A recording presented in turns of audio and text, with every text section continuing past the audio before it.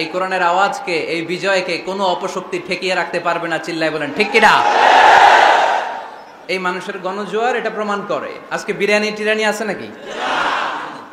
বিরিয়ানি ছাড়া এত মানুষ? বিরিয়ানি নাই, জিলাপি নাই, খিচুড়ি নাই, সিন্নি নাই, শুধু কোরআনের প্রেমে, একটা কিতাবের প্রেমে। চিল্লায় বলেন তো কিতাবটার নাম কি? কোরআন। তো বাংলাদেশে যারা এই কোরআনের বিরোধিতা করে তাদের খেয়াল করা উচিত, they should understand the pulse of the citizen. জনগণের পালস বোঝা উচিত, যে জনগণ কি চায়, জনগণ কোনটাকে পছন্দ করে, জনগণ কোন দিকে ঝুঁকছে, এটা খেয়াল রাখার দরকার আছে না নাই? আজকের এই লক্ষ্মীপুরের বিশাল মহাসমাবেশ প্রমাণ করে কোরআনের এই ভিক্টরিকে, এই বিজয়কে কেউ থামাতে পারবে না। আমরা কোরআনের সাথে থাকতে চাই, আমরা কোরআনকে বন্ধু বানাতে চাই। আমরা দুনিয়াতে যদি কোরআনকে বন্ধু বানাই, আমাদের কবরেও কোরআনকে বন্ধু বানায় দিবে কে? আল্লাহ তুমি আজকের মাহফিলকে কবুল করো।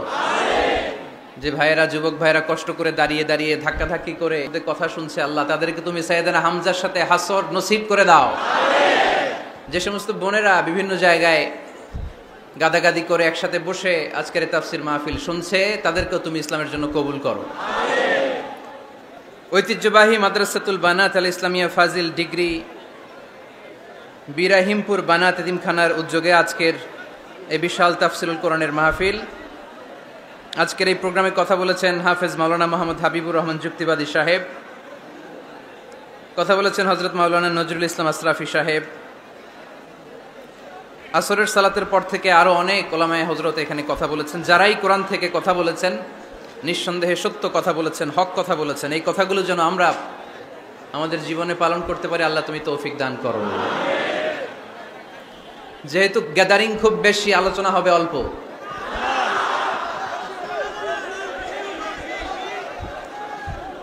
লম্বা চূড়া আলোচনা করা কিন্তু খেলাফুস সুন্নাহ, সুন্নাতের খেলাফ। বিষ্ণু ইসা ইসলাম বলেছেন, খুতাবুকুম তবিলা ও সলাওয়াতুকুম কসিরা। কিয়ামতের আগে তোমাদের ইসলামী বক্তব্যগুলো অনেক লম্বা হয়ে যাবে, আর তোমাদের সালাতগুলো খাটো হয়ে যাবে। Your Islamic lectures will be longer and your salah will be shorter. Lecture হয়ে যাবে লম্বা, আর সালাত হয়ে যাবে ছোট বা খাটো। এই আলামতটা সমাজে আছে না নাই? এখন লম্বা চূড়া বক্তব্য হয়, ওয়াজ শুনতে মানুষের ভাল লাগে, কিন্তু নামাজ ভাল লাগে না। আছে না নাই? লক্ষ্মীপুরে নাই মনে হয়। তারপরে এত ওয়াজ এই দেশে হয়, তার সব যদি কাজে লাগতো, মানে জায়গা মতো যদি ডোজ পড়তো, তাহলে তো এই দেশের মানুষ সব আল্লাহর ওলি হয়ে যেত, চোর বাটপার খুঁজে পাওয়া যেত। কিন্তু ওয়াজ যত হয় তত হেদায়েত হয় না। এর কারণ বাংলাদেশের সবচেয়ে বেশি ওয়াজ শুনে হচ্ছে এই যে মাইক ম্যান যারা আছে, এরা সবচেয়ে বেশি ওয়াজ শুনে, তাই না? সেপ্টেম্বর থেকে এদের ওয়াজ শোনা শুরু হয়েছে, কিন্তু দেখবেন অধিকাংশ মাইকম্যান নামাজই পড়ে না। আজকের মাইকম্যানের কথা বলতেছে না, ও পড়ে। আজকে যেটা আসছে ওইটা পড়ে, কিন্তু বেশিরভাগ মাইকম্যান কি করে না? পড়ে না নামাজ। তো এটা প্রমাণ করে যে ওয়াজ যত হচ্ছে, আসলে হেদায়েত তত হচ্ছে না। এর কারণ হচ্ছে, অনেক কারণে মানুষ ওয়াজ শুনতে আসে। কেউ আসে স্লোগান দেওয়ার জন্য, কি দেওয়ার জন্য? কেউ আসে হুজুরের কণ্ঠ শোনার জন্য, কেউ আসে সমাবেশ দেখার জন্য। আবার যারা ওয়াজের আয়োজন করে তাদেরও নানা ধরনের প্ল্যান প্রোগ্রাম।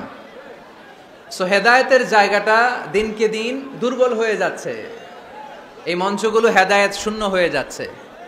একটা সময় ছিল এত ক্যামেরা ছিল না মাহফিলে, ঠিক কি না? এখন শত শত ক্যামেরা চলে আসে। আমরা রাতে যেই কথা বলি ফজরের আগে ওইটা পাবলিশ হয়ে যায়, ঠিক কি না? তো যেখানেই যাই আমারে ধরে বলে, হুজুর আপনার ইউটিউবে দেখছি। কই দেখছে? আপনারা দেখছেন নাকি? আপনারাও দেখছেন? তো এটা সহজ হয়ে গেছে এখন, কোরআনের কথা বলা, কোরআনের কথাকে প্রচার করা, কোরআনের কথাকে ছড়িয়ে দেয়া, এখন এটা সহজ হয়ে গেছে আলহামদুলিল্লাহ। তো এই জন্য আমরা যেন এটার ভালো দিকে কাজে লাগাই, আমরা যেন এটার নেগেটিভ সাইডগুলোকে প্রমোট না করি। এজন্য ওয়াজ শুনতে যারা এসেছেন সবার প্রতি আমার নসিহাত, যারা ওয়াজ শুনতে এসেছেন আপনারা এই নিয়তে আসবেন যে কোরআন সুন্নাহর আলোকে এমন কিছু কথা শুনে যাব আমল করার নিয়তে। কিসের নিয়তে? যাতে আমার জীবনটা পরিবর্তন হয়ে যায়, যাতে এই ওয়াজ শোনাটা আমার জান্নাতে যাওয়ার ওয়াসিলা হয়ে যায়, যাতে আমার নাজাতের ওয়াসিলা হয়, ঠিক কিনা? এরপরে ক্যামেরাম্যান যারা এসেছো তোমরাও নিঃসন্দেহে সেই যতদিন আমরা এই শীতের সিজনে ওয়াজ করি তোমরাও থাকবা। তোমাদের প্রতি নাসিহাত হচ্ছে তোমরাও অনেক বড় সওয়াবের ভাগীদার। এই যে কোরআনের কথাগুলো তোমরা প্রচার করে দিচ্ছ, তোমাদের এখানে কন্ট্রিবিউশনও কম নয়। তবে এখানে তোমাদের স্বচ্ছতা বজায় রাখতে হবে। স্বচ্ছতা, নিজেদের মধ্যে আবার মারামারি করা যাবে না। এখন বক্তাদের মধ্যে মারামারি আছে না নাই? কাদা ছড়াছড়ি আছে না নাই? কাফের ফতুয়া আছে না নাই? লক্ষ্মীপুরে এগুলো বোধহয় কম না? তো এক আলেম আরেক আলেমকে দেখতে পারে না, একজন আরেকজনের জনপ্রিয়তায় জেলাসি ফিল করে, প্রতিহিংসা পরায়ণ। তো এই প্রভাব যদি যারা ক্যামেরাম্যান তাদের মধ্যেও পড়ে যায় এটা ভয়ঙ্কর হবে। অনেক ইউটিউব চ্যানেলের ওনাররা দেখি দুই বক্তার ছবি দিয়ে এই বক্তা এমনে ওই বক্তা এমনে, আর মাঝখানে লিখে রাখছে যুদ্ধ। মাঝখানে কি যুদ্ধ, মানে ওনার সাথে ওনার যুদ্ধ, ভারত পাকিস্তান খেলা। তো ইউটিউব চ্যানেলের ওনার ভাইরা যারা এসছো তোমরাও অনেক সওয়াবের ভাগীদার হবে যদি তোমরা প্রফেশনালিজম মেনটেন করে দাওয়াতের কাজ করতে পারো। আয়োজক কমিটি যারা আছে তাদেরকে আমি বলবো আপনারাও ইখলাসের সাথে মানুষকে কোরআনের কথা শোনাবার উদ্দেশ্যে এই প্রোগ্রামগুলোর আয়োজন করবেন, তাহলে এই প্রোগ্রামগুলো থেকে অনেক মানুষ উপকৃত হবে। আর সম্মানিত ওলামায়ে কেরাম যারা এই শীতের মৌসুমে কথা বলবেন তাদের কাছে আমি বিনীত অনুরোধ জানাই, অন্যের পিছনে লেগে থাকবেন না। আপনার জীবনের সবচাইতে দামি বিষয় হচ্ছে আপনার সময়। আমাদের জীবনের সবচাইতে দামি জিনিস কি?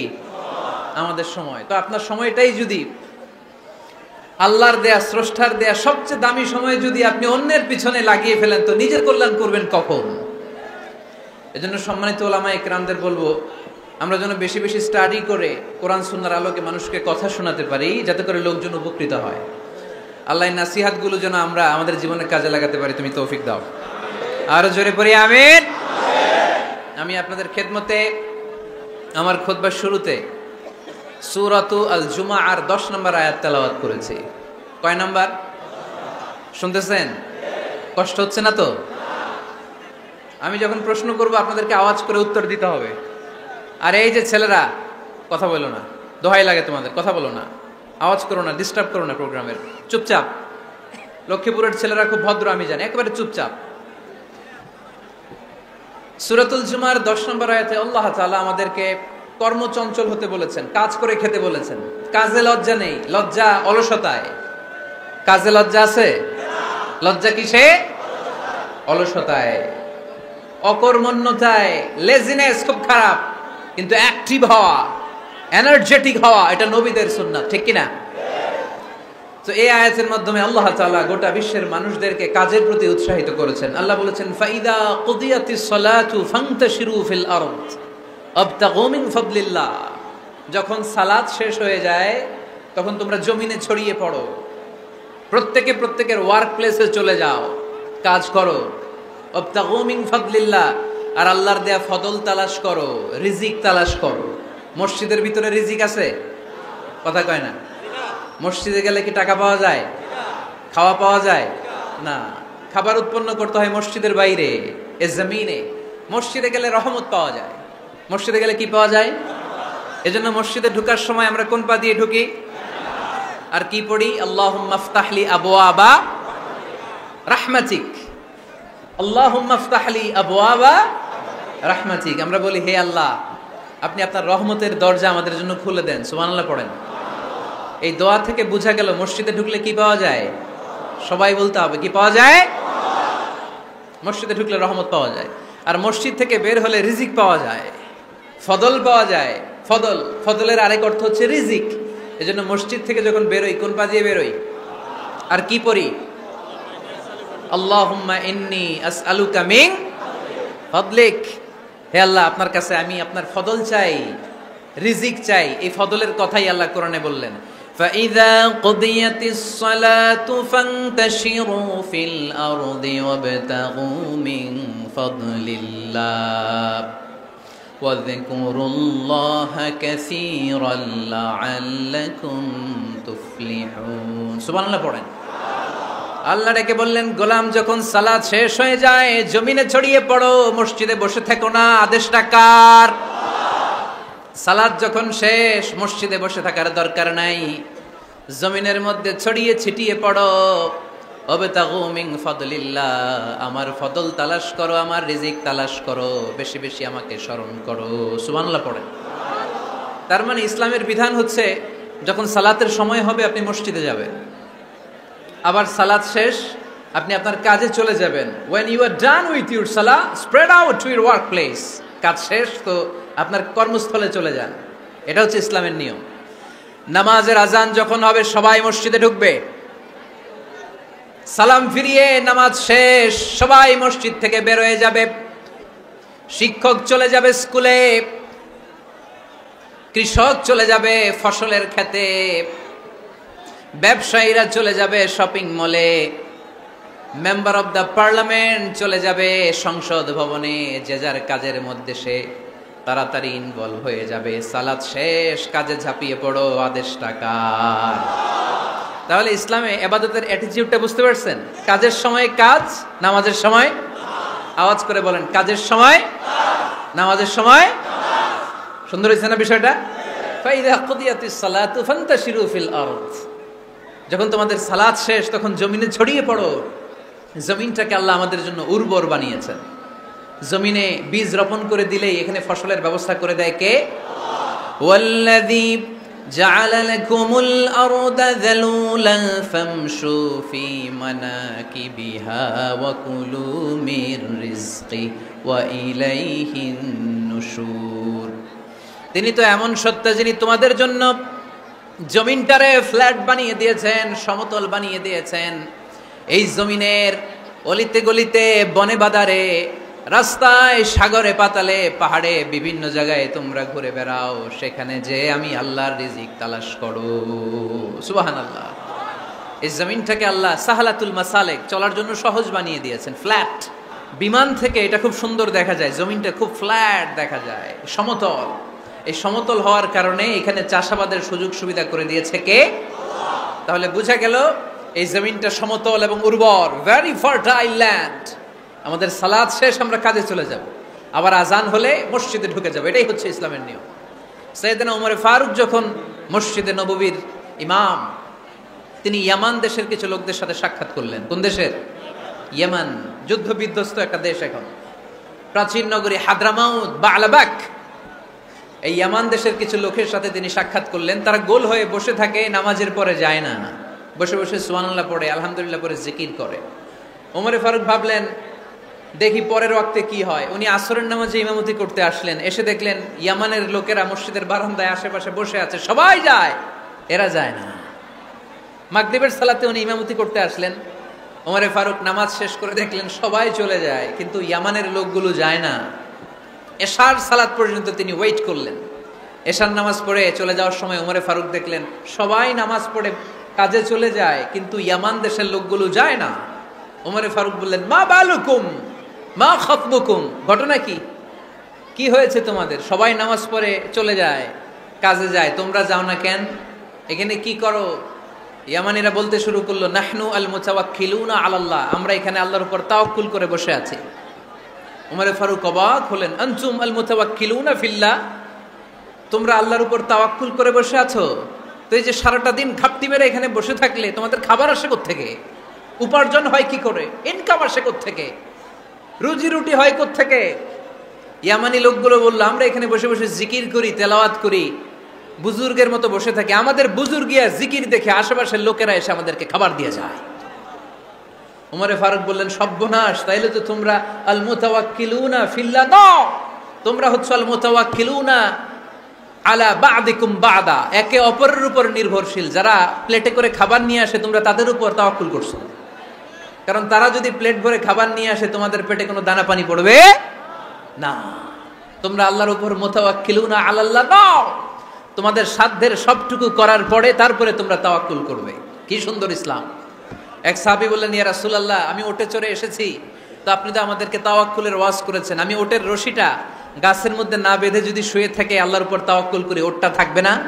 বিশ্বনবী বললেন না, তোমার ওট থাকবে না, আগে রশি দিয়ে ওটটা বাঁধো। ইআকিলহা সুম্মা তাওয়াক্কাল আলাল্লাহ, আগে টাইট করে রশি দিয়ে গাছের সাথে ওটের রশিটা বাঁধো, এরপর আল্লাহর উপর তাওয়াক্কুল করো। এইটার নাম তাওয়াক্কুল। চিল্লায় বলেন ঠিক কিনা? আপনার পার্টটা আপনার করতে হবে, আপনার যে রোল, এই রোলটা প্লে করতে হবে। আপনার সর্বোচ্চটুকু করার পরে আমরা তাওয়াক্কুল করি একজনের উপর। চিল্লায় বলেন তিনি কে? ওমর ফারুক বললেন, তোমরা মুতাওয়াক্কিলুনা আলাল্লাহ নাও, তোমরা বের হয়ে যাও, খবরদার এরপরে কোনো দিন তোমাদেরকে যেন এই মসজিদের মধ্যে ঘাপটি মেরে গোল হয়ে বসে থাকতে না দেখা যায়। কারণ ফাইদা কুদিয়াতিস সালাতু ফান্তাশিরু ফিল আরদ ওয়াবতাগু মিন ফাদলিল্লাহ। ইসলামের বিধান হচ্ছে যখন নামাজ শেষ মসজিদে বসে থাকা যাবে। চিল্লায় বলেন বসে থাকা যাবে? যাবে না। সর্বোচ্চটুকু করে তারপরে আপনাকে বের হয়ে যেতে হবে। প্রতিদিন সকালবেলা পাখির বাসা থেকে দেখবেন পাখিগুলো খালি পেটে বের হয়ে যায়। আপনাদের এই এলাকায় পাখির বাসা আছে? কি পাখির বাসা আছে? হ্যাঁ, সব পাখি আছে। তো সকালবেলা দেখবেন পাখির বাসা থেকে পাখিগুলো খালি পেটে বের হয়ে যায়। বিকেল বেলায় পাখিগুলোর ওদর পূর্তি করে, পেট ভর্তি করে আবার পাখির নিড়ে ফিরিয়ে দেয় কে? কারণ পাখিগুলো তাওয়াক্কুল করেছে কার উপর? পাখিগুলো তাওয়াক্কুল করে যদি পাখির নিড়েই বসে থাকতো, ওদের পেটে খাবার আসতো? কথা বলেন। বিশ্বনবী এটাই বললেন, তাকদু খিমাসান ওয়া তারুহু বিতানান। তোমরা যদি পাখির মতো তাওয়াক্কুল করো, মানে আল্লাহর উপর তাওয়াক্কুল করে জমিনে বের হয়ে যাও, তোমাদেরও রিজিকের দায়িত্ব নিয়ে নিবে কে? সকালবেলা প্রতিটা পাখি না খেয়ে বের হয়ে যায়। একটা পাখির পেটের ভেতরে কোনো দানা পানি নাই, কিন্তু আল্লাহর উপর তাওয়াক্কুল করে পাখিগুলো যখন বের হয়ে যায়, বিকেলবেলা পেট ভর্তি করে, ওদর ভর্তি করে আবার পাখির নিরে পাখিগুলোরে ফিরিয়ে দেয় কে? পাখিগুলোকে আমাদের মতো খাবার জমা করে রাখতে পারে? আমরা তো 7 দিনের বাজার একবারে করে ফ্রিজে রাখি। পাখিদের ফ্রিজ আছে না? আছে। আমাদের অতিরিক্ত টাকা হলে আমরা ব্যাংকে ব্যালেন্স করে রাখতে পারি, অ্যাকাউন্ট করে রাখতে পারি। পাখিরাও তো অ্যাকাউন্ট করে রাখে না? না, প্রতিদিন না খেয়ে বের হয়। কালকে ওই পাখিটা কি খাবে, কোন জায়গা থেকে তার রিজিকের ব্যবস্থা হবে আল্লাহ ছাড়া কেউ জানে। এটার নাম তাওয়াক্কুল। এটার নাম কি? আমাদের সাধ্যের, আমাদের ক্যাপাসিটি, আমাদের ক্যাপাবিলিটির সবটুকু করে আমরা তাওয়াক্কুল করি একজনের উপর। চিল্লায় বলেন তিনি কে? এজন্য ইসলাম আমাদেরকে শিখায়, সালাত যখন শেষ বের হয়ে যাও, কাজে নেমে পড়ো। কাজে কোনো লজ্জা নাই, পরিশ্রমে কোনো লজ্জা আছে? যিনি রিক্সা চালায় এতে তার কোনো লজ্জা আছে? দিনমজুর, কুলি, ঠেলা গাড়ি চালায়, ছোট্ট ব্যবসা করে, এতে কোনো লজ্জা আছে? লজ্জা নাই। খেয়াল রাখবেন, লজ্জা হচ্ছে অলসতায়। লজ্জা কিসে? বিষ্ণু ঈসা ইসলাম বলেছেন, মা আকালা আহাদুন তুআমান কাত্তু খায়রুম মিন আইয়াকুলা মিন আমালি ইয়াদি। নিজ হাতে উপার্জিত খাবারের চেয়ে, অর্থের চেয়ে শ্রেষ্ঠ খাবার পৃথিবীর কোনো মানুষ কোনোদিন ভক্ষণ করে নাই। চিল্লায় এখন সুবহানাল্লাহ। শ্রেষ্ঠতম খাবার নিজ হাতে উপার্জিত খাবার। ঘাম জড়িয়ে যে অর্থ উপার্জন করা হয়, যে ইনকাম করা হয়, এটা হালাল। আর হালাল খেয়ে দোয়া করলে কবুল করে কে? এজন্য খেটে খাওয়া মানুষ, শ্রমজীবী মানুষ আর মেহনতি মানুষদেরকে বিশ্বনবী খুব ভালোবাসতেন। তারা বিশ্বনবীর বন্ধু আর বিশ্বনবী ছিল তাদের বন্ধু। সুবহানাল্লাহ পড়েন। এত ভালোবাসতেন বিশ্বনবী খেটে খাওয়ার মেহনতি মানুষদেরকে। সব সময় বিষ্ণু ইসলাম তাদের জন্য দোয়া করতেন। এজন্য যারা খেটে খায় তারা কপালওয়ালা, তারা মুস্তাজাবুদ দাওয়া। তারা কি? মুস্তাজাবুদ দাওয়া মানে এমন ব্যক্তি যে ব্যক্তি দোয়া করতে দেরি হয় কিন্তু দোয়া কবুল হতে দেরি হয় না। আপনারা এখানে ব্যবসা করেন কে কে? দেখি তো, হাত তুলেন তো। ব্যবসা, মাশাআল্লাহ, অনেক ব্যবসায়ী আছে তো দেখি। আচ্ছা, হাত নামান। চাকরি করেন কে কে? চাকরি, চাকরিও তো অনেক করে দেখি, হাত নামান। প্রবাসী, ছুটিতে দেশে আসছেন। হুজুর আমি আছি, কই? আপনি দেখতে আসছেন? মাশাআল্লাহ। কোন দেশে থাকেন? সৌদি আরব। আলহামদুলিল্লাহ। সৌদিতে ভাল লাগে নাকি সৌদি স্বপ্নের দেশ, খাটতে খাটতে জীবন শেষ? ইনশাআল্লাহ। আচ্ছা, ইউনিভার্সিটির স্টুডেন্ট আছো কারা কারা দেখি? মাশাআল্লাহ, হাত নামাও। ক্লাস 5 থেকে ইন্টারমিডিয়েট পর্যন্ত পড়াশোনা করতেছো, অথবা দাখিল আলিম পর্যন্ত, কারা কারা দেখি? মাশাআল্লাহ, হাত নামাও, হাত নামাও। একবারও যারা হাত তোলেন না এবার তারা হাত তোলেন। আন্নেরা কি করেন? হ্যাঁ, বেকার।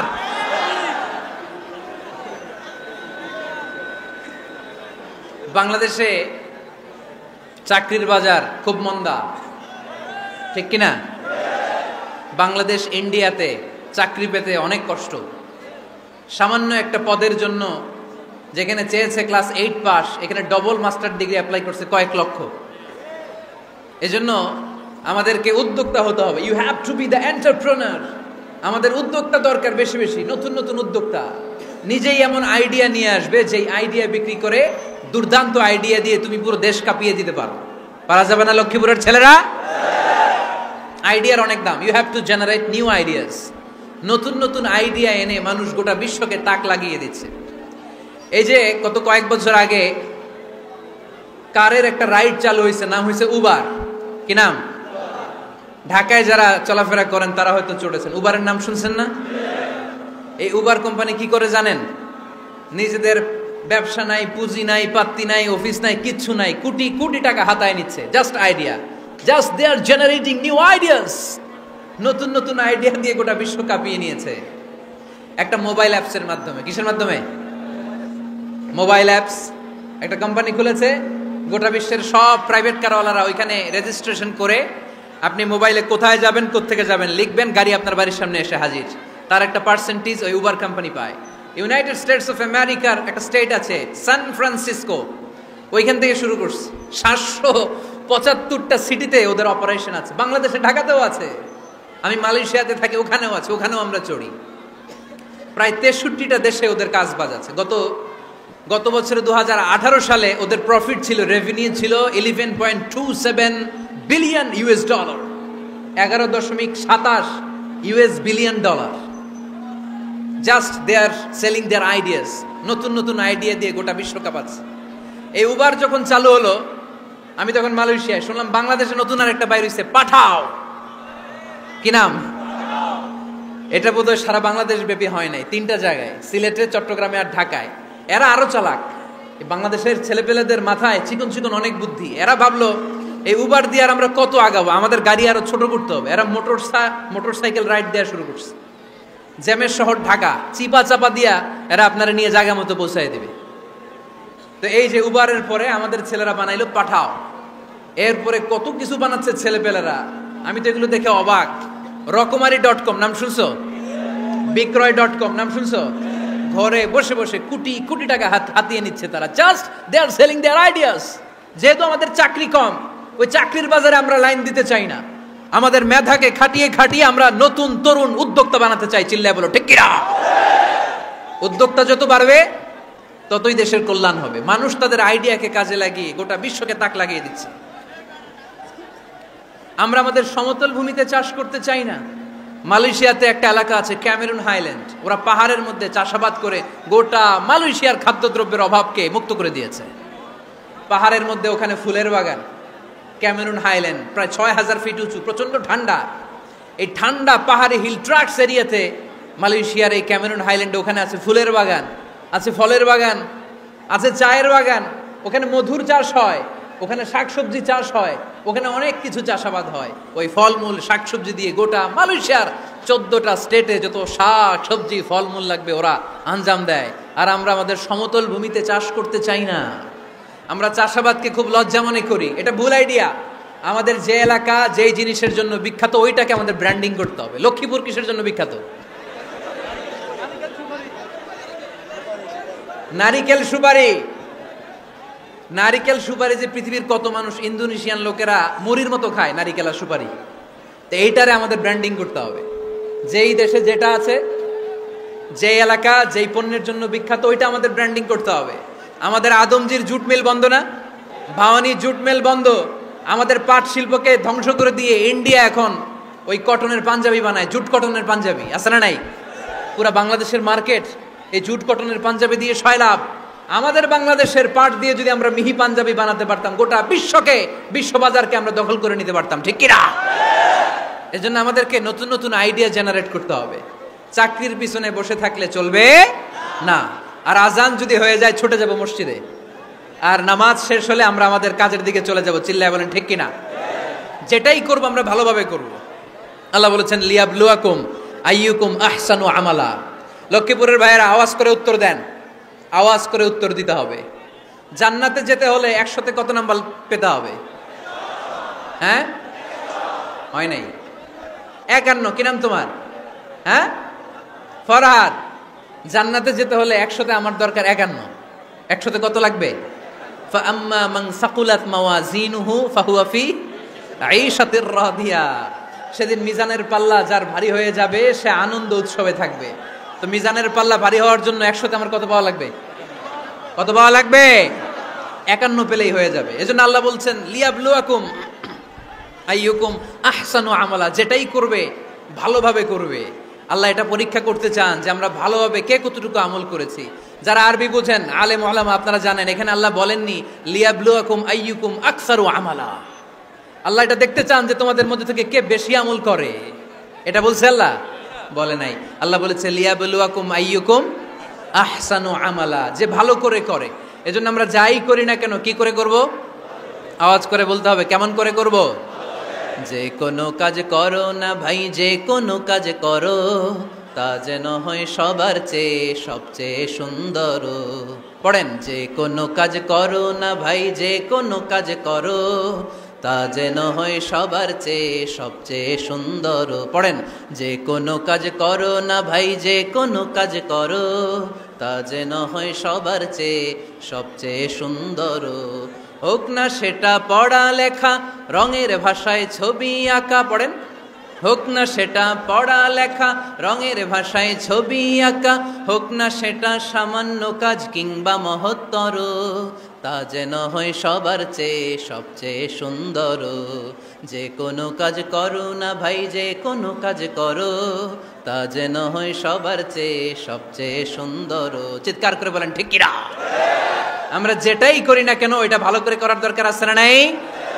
এজন্য কাজে আর শ্রমে কোনো লজ্জা নাই। লজ্জা হচ্ছে অলসতায়। লজ্জা কিসে? অলসতায়। বিষ্ণু ইসা ইসলামের কাছে এক সাহাবী এসে বলল, ইয়া রাসূলুল্লাহ আ'তিনি শাইআন, আপনি আমাকে কিছু দান করেন, আমার কিছুই নাই। বিষ্ণু বললেন, তোমার কিছু নাই? সাহাবী বললেন, ইয়া রাসূলুল্লাহ ঘরে আমার শুধু 2টি জিনিস আছে। কয়টা? চিল্লায় বলেন কয়টা? এক হচ্ছে একটা জামা, 2 হচ্ছে পানি খাওয়ার একটা জগ। বিষ্ণু বললেন, এই 2টাই নিয়ে আসো। বিশ্বনবীর কথা শুনে ওই সাহাবী ঘর থেকে জামা নিয়ে আসলেন, পানি খাওয়ার জগ নিয়ে আসলেন। বিশ্বনবী সাল্লাল্লাহু আলাইহি ওয়াসাল্লাম ওনার মুবারক হাত দিয়ে এক হাতে জামা ধরে আরেক হাতে পানির জগটা ধরে সাহাবীদের দিকে উদ্দেশ্য করে বললেন, মাইয়াশতারি হাদাইন, এই 2টা জিনিস কেনার মতো কে কে আছে দেখি? কয়েকজন হাত তুলল। বিশ্বনবী বললেন, কত দিয়ে কিনবা? এক সাহাবী বলে, ইন্নী আশতারিহিমা বিদিরহাম। ও নবী, যদিও এগুলো আমার দরকার নাই, কিন্তু আপনি যেহেতু নিলামে ডাক তুলেছেন, ইয়া রাসূলুল্লাহ ইয়া হাবিবাল্লাহ, আপনার সম্মানে আমি 1 দিরহাম দিয়ে 2টা জিনিস কিনে নেব। 1 দিরহাম, একটা জামা, একটা পানি খাওয়ার জগ, দাম কত? 1 দিরহাম। বিশ্বনবী বললেন, না না, 1 দিরহাম তো অনেক কম হয়ে যায়। মাইয়াজিদু আলা যালিক, এর চেয়ে বেশি দামে কে কিনবা? আরেক সাহাবী হাত তুলে বলতে লাগলি, ইয়া রাসূলুল্লাহ ইয়া হাবিবাল্লাহ ওয়া ইন্নী আশতারিহিমা বিদিরহামাইন, আমি এই জামাটার পানি খাওয়ার জগটা 1 দিরহাম নয় 2 দিরহামের বিনিময়ে কিনতে চাই। বিষ্ণু ইসা ইসলাম ওই সাহাবাকে দিয়ে দিলেন। দিয়ে 2 দিরহাম নিয়ে যে লোকটা ভিক্ষা করতে এসেছিল তার হাতে 2 দিরহাম দিয়ে বললেন, যাও 1 দিরহাম দিয়ে ঘরে খাবার কিনে দিয়ে আসো, আরেক দিরহাম দিয়ে একটা কুঠার কিনে নিয়ে আসো। শুনতেছেন? কি কিনে নিয়ে আসো? কুঠার দিয়ে কি করে? গাছ কাটে। ওই সাহাবী কুঠার কিনে নিয়ে আসার পরে বিশ্বনবী নিজ হাতে কুঠারের মধ্যে একটা কাঠের হাতল লাগাই দিলেন। আল্লাহু আকবার। হাতল ছাড়া কুঠার ইউজ করা যাবে? বিশ্বনবী নিজ হাতে ওই কুঠারের ভেতরে একটা হাতল লাগাই দিলেন আর বললেন, লা উরিদু আন আরাকা 15 আইয়াম, এই কুঠার নিয়ে জঙ্গলে যাও, গায়ে অনেক শক্তি আছে, কাঠ কাটো, এই কাঠ কেটে বাজারে বিক্রি করো, সামনের 15 দিন যেন আমি আমার চোখের সামনে তোমার না দেখি। বিশ্বনবীর পরামর্শ অনুযায়ী কুঠার নিয়ে ওই সাহাবী জঙ্গলে চলে গেলেন। কাঠ কেটে বাজারে বিক্রি করতে করতে 15 দিন পরে 10 দিরহাম নিয়ে বিশ্বনবীর দরবারে হাজির হয়ে গেলেন। 10 দিরহাম নিয়ে বিশ্বনবীর কাছে হাজির হয়ে গেলেন। সাহাবী এসে বলল, ইয়া রাসূলুল্লাহ, এখন আর আমার ভিক্ষা করা লাগে না, আমার গায়ে অনেক শক্তি আল্লাহ দিয়েছে, আই এম ভেরি এনার্জেটিক। আপনার দেয়া বরকতের কুঠার দিয়ে আমি কাঠ কেটে কেটে স্বাবলম্বী হতে শুরু করেছি। সুবহানাল্লাহ পড়েন। আমি এখন 10 দিরহামের মালিক। বিশ্বনবী বললেন, লা আইয়াহতাতিবা আহাদুকুম হুজমাতান আলা যাহরিহি খায়রুম মিন আইয়াসআলা শাইআন ফায়ু'তিয়াহু আও ইয়ামনাহু। যাদের গায়ে শক্তি আছে তারা ভিক্ষা না করে কাঠ কেটে পিঠে সেই বোঝা নিয়ে বাজারে বিক্রি করা অনেক ভালো। কারণ কারো কাছে যদি তুমি হাত পাতো, সে দিতেও পারে, নাও দিতে পারে। আর কষ্ট করলে কষ্ট কোনোদিন বৃথা যায় না। চিল্লায় বলেন ঠিক কিনা? বিষ্ণু ইসা ইসলামের অনুপ্রেরণায় এই সাহাবা অল্প কিছুদিনের ব্যবধানে স্বাবলম্বী হয়ে গেলেন। What is the moral of the story? বিশ্বনবীর এই প্রফেটিক স্টোরি থেকে আমাদের কি শিক্ষা? লেসন নাম্বার 1, বিশ্বনবী চাইলেই ওই 2 দিরহাম দিয়ে বলতে পারতো, যাও খাবার দাবার কিনে ফ্যামিলিতে দিয়ে আসো। সে ওই 2 দিরহাম নিয়ে খাবার দাবার কিনে ফ্যামিলিকে খাইয়ে রাত্রে আবার ভিক্ষায় নামতো। কথা কন, রাত্রে কি করতো? ভিক্ষায় নামতো। বিষ্ণু ইসা ইসলাম তাকে কাজ করে খাওয়ার জন্য উৎসাহ দিলেন। পাশাপাশি বিষ্ণু ইসা ইসলাম পার্মানেন্ট সলিউশন দিলেন। এজন্য পার্মানেন্ট সলিউশনের ব্যবস্থা করতে হবে। অনেকে আমরা জাকাত দেই, জাকাতের শাড়ি দেই, জাকাতের লুঙ্গি দেই, আছে না নাই? লক্ষ্মীপুরে এরকম দেয় নাকি? কি দেয়? হ্যাঁ, গাড়ি, গাড়ি দেয়, শাড়ি না। জাকাতের শাড়ি, জাকাতের লুঙ্গি বলতে কোনো কথা ইসলামে নাই। এগুলো খুব কম দামি শাড়ি, যাদেরকে এগুলো দেয়া হয় তাদেরকে অপমান করা হয়, ঠিক কিনা? আল্লাহ বলেছেন, ওয়ালাকাদ কাররামনা বানি আদম, I have dignified the status of the sons of Adam. আমি আদমের সব সন্তানদেরকে সম্মানিত করেছি। সুবহানাল্লাহ পড়েন। আপনাদের চেয়ে সম্মানিত কেউ আছে? মানুষের চেয়ে সম্মানিত গোটা বিশ্বে আর কোনো মাখলুকাত আছে? নাই। এজন্য জাকাতের শাড়ি দেয়া যাবে না, জাকাতের লুঙ্গি দেয়া যাবে না। জাকাতের শাড়ি আপনারা দেখছেন? এটারে একবার ধোয়ার পরে দ্বিতীয়বার পরা যায় না। মশারি কি পাতলা, এর চেয়েও পাতলা। এই জন্য জাকাতের শাড়ি, জাকাতের লুঙ্গি বলতে ইসলামে কোনো পরিভাষা নাই। আপনাকে স্বাবলম্বী করে দেওয়ার চেষ্টা করতে হবে। যারা লক্ষ্মীপুর জেলায় বিজনেস ম্যাগনেট আছেন, তারা একসাথে হয়ে একটা স্ট্রং জাকাত ম্যানেজমেন্ট প্ল্যাটফর্ম করতে পারেন, যেখান থেকে আপনারা বিভিন্ন থানায়, বিভিন্ন গ্রামে বাছাই করে করে কিছু ভাইদেরকে জাকাত দিতে পারেন স্বাবলম্বী করার উদ্দেশ্যে। যেই ফ্যামিলিকে আছে, কি নাম এটার? পল্লী উন্নয়ন ক্লাব। মাশাআল্লাহ, জাকাত ফান্ড দিয়ে বিদেশে লোক পাঠায়। এর চেয়ে সুন্দর পদ্ধতিতে জাকাত বিতরণ আর হতে পারে? যেই লোকটাকে, যেই ছেলেটাকে বিদেশে পাঠানো হয়েছে, ওই ফ্যামিলিটা আর কোনোদিন জাকাতের শাড়ি নেওয়ার জন্য লাইনে দাঁড়াবে?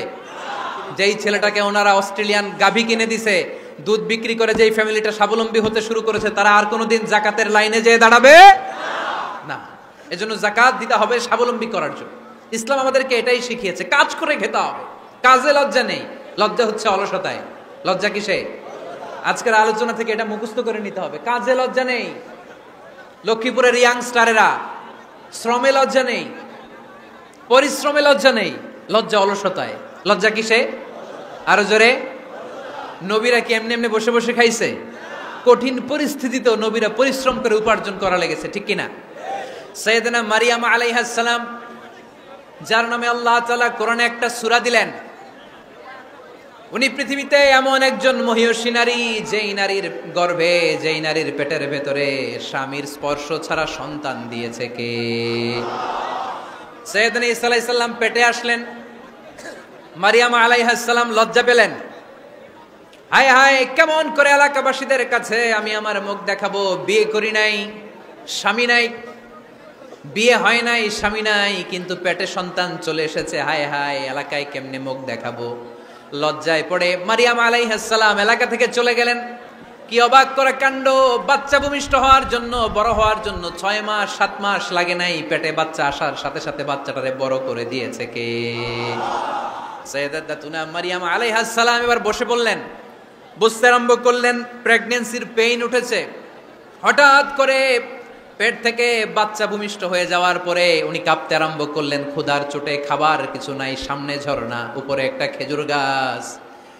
সাইয়েদনা ঈসা আলাইহিস সালামকে কোলে নিয়ে মারিয়াম আলাইহিস সালাম মনে মনে ভাবে, হায় রে, কেউ যদি একটু খেজুর পেড়ে দিত, এই ক্ষুধার মুহূর্তে আমি খেজুর খেয়ে পেটের ক্ষুধা নিবারণ করতাম। রব্বুল আলামিন মারিয়ামকে উদ্দেশ্য করে আয়াত নাজিল করে দিলেন, ওয়া হুজ্জি ইলাইকি বিজিযিন নাখলাতি তুসাকিত আলাইকি রতবান জানিয়া। কোরআন সাক্ষী, হুজ্জি ইলাইকি বিজিযিন নাখলা, এর মানে হচ্ছে মারিয়াম কেউ পেড়ে দিবে না, একটু কষ্ট করে হাতটা উঁচু করে খেজুরের ডালা ধরে ঝাঁকুনি মারো, টসটসে কাঁচা পাকা খেজুর নিচের দিকে পড়বে, তারপর তুমি তুলে খাবে। সুবহানাল্লাহ পড়ে। আল্লাহ চাইলে অটোমেটিক্যালি কারামাত হিসেবে খেজুরগুলো নিচে ফেলতে পারতেন না? কথা কোন? খেজুরগুলো অটোমেটিক্যালি নিচের দিকে পড়ছে? পড়ে নাই। আল্লাহ শিক্ষা দিয়েছে, যেই পরিস্থিতিতে থাকো না কেন, তোমাকে শ্রম ব্যয় করে কষ্ট করে তোমার উপার্জন করতে হবে, রিজিকের বন্দোবস্ত করতে হবে। চিল্লায় বলেন ঠিক কিনা? ইসলাম আমাদেরকে এটাই শিখিয়েছে, কাজে লজ্জা নাই। আবার বিশ্বনবী বললেন, ইন খামাতিস সাআ ওয়া ফি ইয়াদি আহাদিকুম ফাসিলাতুন, তোমাদের কারো হাতে যদি একটা চারা বীজ থাকে, সে যদি দেখে কিয়ামত হতে শুরু করেছে, ফাইন ইসতাতাআ আন ইয়াগরিসাহা ক্বাবলা আন তাকুমাস সাআ ফালইয়াগরিসহা, কারো হাতে একটা চারা বীজ নিয়ত করেছে, চারা বীজটা রোপণ করবে, ইন দ্য মিন টাইম দেখলো কিয়ামত হতে শুরু করেছে, বিশ্বনবী বললেন, যদি তোমার সুযোগ থাকে কিয়ামত হওয়ার আগে চারা বীজটা রোপণ করে দাও। কথা বুঝতে পেরেছেন? আপনার হাতে একটা চারা বীজ, আপনি প্ল্যান করেছেন এই চারা বীজটা রোপণ করবেন, ইন দ্য মিন টাইম দেখলেন কি হওয়া শুরু হয়েছে, ইদা জুলজিলাতিল আরদু জিলজালাহা, দ্য বিগেস্ট আর্থকোয়েক, ভূমিকম্প শুরু হয়েছে, কিয়ামত হয়ে যাবে। বিশ্বনবী বললেন, কিয়ামত হইতেছে ওদিকে, আর তোমার হাতে যদি চারা বীজ থাকে, দেরি করো না, কিয়ামত তোমার কাছ পর্যন্ত আসার আগে সুযোগ পেলে চারা বীজটা রোপণ করে দাও। ইসলাম শিখিয়েছে শেষ নিঃশ্বাস পর্যন্ত তোমাকে লড়ে যেতে হবে। এই পৃথিবীতে কেউ কাউকে জায়গা করে দেয় না, জায়গা করে নিতে হয়। এই পৃথিবীটা, the life is not a bed of roses, এটা ফুল বিছানো কোনো ফুলসজ্জা নয়, এটা কণ্টকাকীর্ণ। কেউ আপনার স্পেস করে দিবে না, কেউ আপনাকে সুযোগ করে দিবে না, কেউ আপনার জায়গা করে দিবে না, বরং আপনি জায়গা করে নিলে টাইনা নিচে নামাবে। কথা বলেন? এজন্য কখনো অলসতাকে স্থান দেয়া যাবে। রাসূল বাত্তালি দুক্কানুশ শয়তান, অলস মস্তিষ্ক শয়তানের আড্ডা। অলস যদি কেউ থাকে, এটারে টেনে বেঁধে কাজে নামাবেন, পারা যাবে? আলহামদুলিল্লাহ, লক্ষ্মীপুরে এরকম অলস ছেলে পেলে নাই, আছে। আমরা আজকে অলসতাকে নো বলে যাবো এই মাহফিল থেকে। অলসতাকে আমরা কি বলবো? আওয়াজ করে বলতে হবে, অলসতাকে কি বলবো আমরা? মুমিনের জীবনে কোনো অলসতা নাই। অলস হয় মুনাফিকরা। অলস হয় কারা? চিল্লায় বলতে হবে। মুমিনরা অলস হয়? অলস হয় কারা? এজন্য কোরআনে আল্লাহ একথাও বলে দিলেন, ওয়া ইযা কামু ইলাস সালাতি কামু কুসালা ইউরাউনান নাসা ওয়ালা ইয়াযকুরুনাল্লাহা ইল্লা কালিলা। সুবহানাল্লাহ পড়েন। মুনাফিকরা যখন মানুষকে দেখানোর জন্য নামাজে যায়, ওই নামাজে তাদের ইখলাস নাই, ওই নামাজের ভেতরে তাদের কোনো খুশু খুদু নাই, ওই নামাজের ভেতরে আছে শুধু অলসতা। ওই নামাজে কি আছে? কিন্তু আমরা যখন নামাজে যাই, আমাদের অলসতা আছে? আমরা নামাজ পড়লে আমাদের হৃদয়টারে সজীব করে দেয় কে? আমরা ওযু করলে আমাদের মনটাকে চাঙ্গা করে দেয় কে? আমরা মসজিদে ঢুকলে হৃদয়টাকে প্রাণবন্ত করে দেয় কে? মুমিন ওযু করলে চাঙ্গা হয়। বিষ্ণু ঈসা ইসলাম বললেন, ইয়াকিদু শাইতানু আলা কাফিয়াতি রাসি আহাদিকুম ইযা নাম। খেয়াল করে শুনবেন লক্ষ্মীপুরের ভাইরা, চমৎকার একটা হাদিস। আমরা যখন ঘুমোতে যাই, শয়তান আমাদের প্রত্যেকের মাথার পিছনে 3টা অলসতার গিট মারে। কয়টা? আওয়াজ করে বলেন। 3টা অলসতার গিট মারে। ইয়াকিদু শাইতানু আলা কাফিয়াতি রাসি আহাদিকুম সালাসা উকাব। 3টা গিট মারে যখন আমরা ঘুমোতে যাই। অলসতার 3টা গিট মেরে আমাদের কানের সামনে এসে ফিসফিস করে মন্ত্র পড়তে থাকে, আলাইসা লাইলুন তাওয়িলুন ফারকুদ, আলাইসা লাইলুন তাওয়িলুন ফারকুদ। বিশাল লম্বা রাত, ঘুমাও। অনেক সময় আছে, ঘুমাও। রাত 5টা বেজে যাচ্ছে, তাহাজ্জুদের সময় শেষ হয়ে যাচ্ছে, তখনও শয়তান বলে রাত অনেক লম্বা, ঘুমাও। ফজরের সময় পার হয়ে যাচ্ছে, সূর্য উঠে যাচ্ছে, শয়তান বলে আলাইসা লাইলুন তাওয়িলুন ফারকুদ, এখনো অনেক সময় আছে, লম্বা লম্বা লম্বা চৌড়া রাত পড়ে আছে, তুমি ঘুমাও। বিশ্বনবী বললেন, ফাইন ইস্তাইকাযা ওয়া যাকারাল্লাহ ইনহাল্লাত উকদা। আমার উম্মতের কেউ যখন ঘুম থেকে জেগে ঘুম থেকে ওঠার দোয়া পড়া শুরু করে দেয়, অলসতার প্রথম গিটটা সাথে সাথে খুলে দেয় কে? আপনি ঘুম থেকে উঠেই যখন ঘুম থেকে ওঠার দোয়া পড়বেন, আপনার অলসতার প্রথম গিট খুলে দেয় কে? ঘুম থেকে ওঠার দোয়াটা কি? আলহামদুলিল্লাহিল্লাযী আহইয়ানা বা'দামা আমাতানা ওয়া ইলাইহিন নুশুর। প্রশংসা সে আল্লাহ, যে আল্লাহ আমাদেরকে লম্বা একটা ঘুম শেষে, মৃত্যু শেষে আমাদেরকে ঘুম থেকে উঠালেন। এই দোয়াটা পড়ার সাথে সাথে শয়তান যে তিনটা গিট মারছে, ওই তিনটার একটা খুলে দেয় কে? Fine তাওয়াদ্দা in হাল্লাত উকদা। ঘুম থেকে জেগে ঘুমের দোয়া পড়ার পরে যখন কেউ ওযু করে ফেলে, অলসতার দ্বিতীয় গিটটাও খুলে দেয় কে? ওযু করার পরে ফাইন সাল্লাত ইন হাল্লাত উকদা, নামাজের মুসল্লায় দাঁড়িয়ে যখন নামাজ শুরু করে দেয়, অলসতার 3 নাম্বার গিটটাও খুলে দেয় কে? তিনটা গিট যখন খুলে দেয়, বিষ্ণু ইসা ইসলাম বললেন ফাসবাহা নাশীতাল কলব।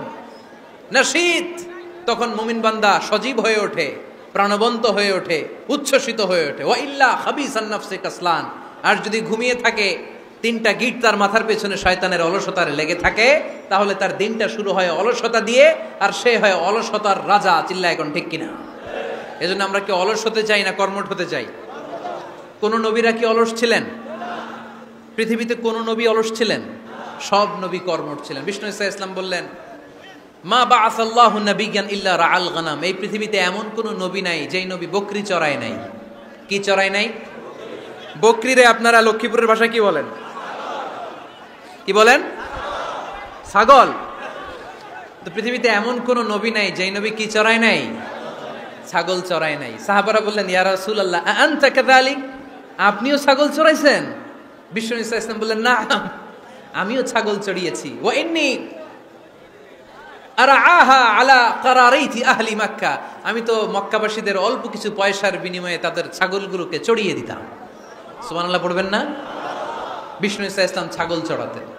ছাগল চড়ানো সহজ কাজ না কঠিন কাজ? কেন কঠিন এটা? হ্যাঁ, টেরা খুঁটি মারে। হ্যাঁ, কি করে?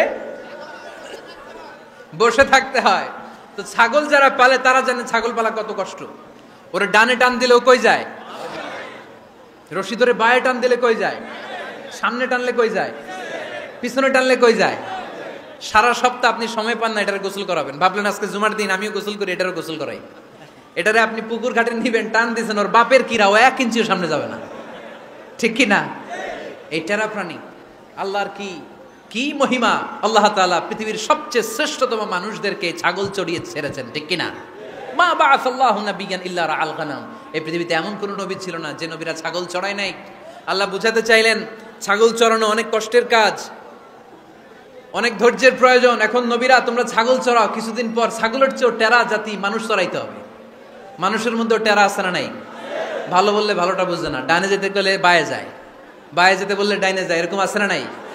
সম্মানিত ভাইয়েরা, সমস্ত আম্বিয়া আলাইহিমুস সালাম ওনারা কর্মঠ ছিলেন। সাইয়েদনা আদম আলাইহিস সালাম নিজ হাতে চারা গাছ রোপণ করে চাষাবাদের কাজ করেছেন। সুবহানাল্লাহ পড়েন। সাইয়েদনা ইব্রাহিম আলাইহিস সালাম চাষাবাদের কাজ করেছেন। সাইয়েদনা দাউদ আলাইহিস সালাম নিজ হাতে যুদ্ধের জন্য যে পোশাক পরতে হয়, যেটা পরলে গায়ের মধ্যে ছুরি মারলেও ঢুকে না, ওই শিরস্ত্রাণ বানিয়েছেন, নিজ হাতে তলোয়ার বানিয়েছেন। সুবহানাল্লাহ পড়েন। সাইয়েদনা মূসা আলাইহিস সালাম ছাগল চড়িয়েছেন। সাইয়েদনা মূসা আলাইহিস সালামের মেজাজ নরম না গরম? নবীদের মধ্যে সবচেয়ে বেশি মেজাজওয়ালা নবী ছিলেন মূসা আলাইহিস সালাম। উনিও 8 থেকে 10 বছর সাইয়েদনা শুআয়ব আলাইহিস সালামের এরিয়াতে ছাগল চড়িয়েছেন। চিল্লায় বলেন সুবহানাল্লাহ। এজন্য নবীরা যেহেতু কাজ করেছেন, কর্মঠ ছিলেন, আমরাও কর্মঠ হব। ঠিক কি না? সাহাবারাও কর্মঠ ছিলেন, বিশ্বনবীর সাহাবারাও ব্যবসা করতেন। সাইয়েদনা আবু বকরের বিশাল ব্যবসা প্রতিষ্ঠান ছিল। সুবহানাল্লাহ পড়েন। আপনারা হজ উমরা করেছেন কে কে দেখি? করছেন? মাশাআল্লাহ। যারা করে নাই আল্লাহ তাদেরকে আল্লাহর ঘর জিয়ারতের তুমি নসিব করো। আমিন। বিশ্বনবীর মাকবারার সামনে দাঁড়িয়ে আমরা যেন সালাম পেশ করতে পারি, তুমি নসিব করো। আমিন। বাইতুল্লাহ শরীফে এবং মসজিদ নববীতে আমরা যেন সালাত আদায় করতে পারি, আল্লাহ তুমি নসিব করো। সাইয়েদনা আবু বকর রাদিয়াল্লাহু তাআলা আনহুর ব্যবসা প্রতিষ্ঠান ছিল মক্কার কাবা ঘরের পাশেই। ওনার ব্যবসা প্রতিষ্ঠানগুলো যেখানে ছিল ঠিক ওইখানেই সৌদি সরকার এখন শপিং মল বানিয়ে দিয়েছে, মাতজার আবু বকর। মক্কা শহরের যেখানে বহিরাগতরা এসে ওখানে ছাগল, ওখানে ঘোড়া উট এগুলো রাখতো, আস্তাবল রাখতো। ঘোড়া আর উট যেখানে রাখা হতো ঠিক ওই জায়গায় সৌদি সরকার ওটার পার্কিং লট বানাই দিচ্ছে। মানে যেখানে আগে সাহাবাদের ব্যবসার জায়গা ওইখানে বর্তমানে শপিং মল। যেখানে আগের সময়কাল সাহাবারা উট আর ঘোড়া রেখে বাঁধতো ওইখানে এখন গাড়ি ঘোড়া রাখার ব্যবস্থা করা হয়েছে। সাইয়েদনা আবু বকর অনেক বড় ব্যবসায়ী ছিলেন। ওনার নিজ টাকা দিয়ে হাবাসা থেকে আসা সাইয়েদনা বেলালকে তিনি 20,000 স্বর্ণ মুদ্রা দিয়ে উমাইয়া ইবনে খালাফের কবল থেকে তিনি মুক্ত করেছেন। সাইয়েদনা উসমান যুন্নুরাইন বড় ব্যবসায়ী ছিলেন। নিজের টাকা দিয়ে মদিনার মুসলমানেরা পানি খেতে পারে না। বিইরে রুমা নামে একটা কুয়া ছিল, এই কুয়ার মালিক ছিল ইহুদি। মুসলমানেরা পানি খেতে গেলে এসে বকা দিত, পানি খেতে দিত না। বিশ্বনবী বললেন, আমার সাহাবীদের মধ্যে এমন কি কেউ নাই নিজের অর্থায়নে বীরে রুমা কিনে মুসলমানদেরকে দিয়ে দিবে? সাইয়েদনা উসমান যুন্নুরাইন বলল, ইয়া রাসূলুল্লাহ, আপনার খেদমতে আমি হাজির।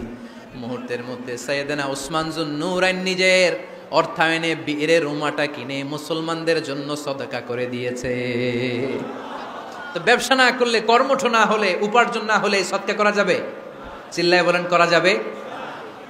সুনানে তিরমিজির বর্ণনা, বিষ্ণু ঈসা ইসলাম মক্কা থেকে যত সাহাবারা হিজরত করে মদিনায় এসেছে, মদিনাতে কোনো না কোনো সাহাবার সাথে বিশ্বনবী ভ্রাতৃত্বের বন্ধনে আবদ্ধ করে দিয়েছে। সুবহানাল্লাহ পড়েন। এজন্য মক্কা থেকে যারা এসেছে এদেরকে বলে মুহাজির। এদেরকে কি বলে? আর মদিনায় যারা ছিল এদেরকে বলে আনসার। এদেরকে কি বলে? আওয়াজ করে উত্তরে দিবেন। মক্কা থেকে যারা এসেছে তাদের নাম মুহাজির, আর যারা মদিনার সাহাবী তাদের নাম আনসার। আজকে এই মাহফিলে লক্ষ্মীপুর এর বাইরে থেকে কারা কারা আসছেন দেখি?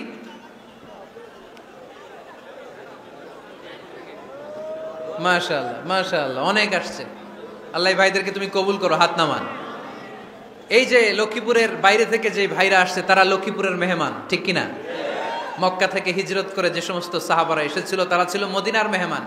বিশ্বনবী এক এক মক্কার সাহাবীকে মদিনার এক এক সাহাবীর সাথে ভ্রাতৃত্বের বন্ধনে আবদ্ধ করে দিলেন। আব্দুর রহমান ইবনে আউফ রাদিয়াল্লাহু তাআলা আনহু, ওনার সাথে ভ্রাতৃত্বের বন্ধনে যে সাহাবীকে বিশ্বনবী আবদ্ধ করে দিলেন ওনার নাম হচ্ছে সাআদ ইবনে রাবিয়া। কি নাম?